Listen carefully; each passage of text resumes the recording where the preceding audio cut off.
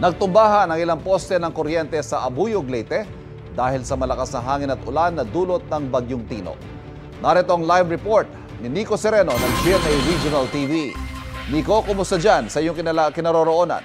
Pasados 11 ng gabi nang naramdaman ang hagupit ng Typhoon Tino. Dala nito ang matinding ulan at hangin. Akala nga ng mga tao na humina na ang malakas na hangin at ulan. Pero pasado launa ng madaling araw, mas malakas na hangin at ulan ang bumuhos. Nagtumbahan ang mga motorsiklong nakaparada sa evacuation center. Alas 4 ng madaling araw, sumama kami kay MDRRMO Head Eric Barcelo na nagsagawa ng initial inspection.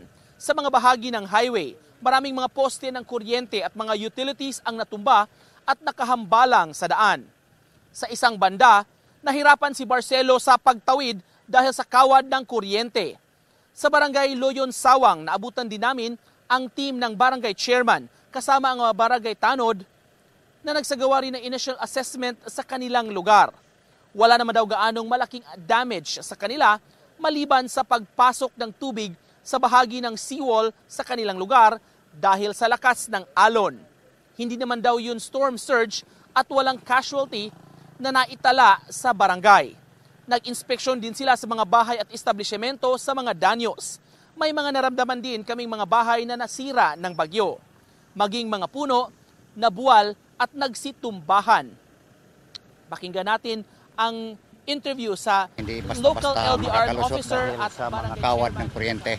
Maraming poste pong natumba. Nipilit nating makalusot at iniiwasan natin magputol ng kable ng kuryente para mas mapadali po yung rehabilitasyon.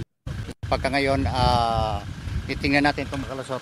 Sa tingin ko, mga 6 hanggang 8 na naposte. So far, yung pinaka tatakutan lang namin is yung tubig. Which is kanina medyo umaksyon ng akyat ang tubig galing dagat.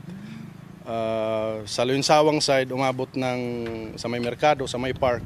At saka yung Zone 7, nagkatubig din. Pero hindi na umabot sa may barangay hall. Alon at saka yung ulan. At saka nataon din na high tide. Ingat at maraming salamat Nico Sereno ng GMA Regional TV.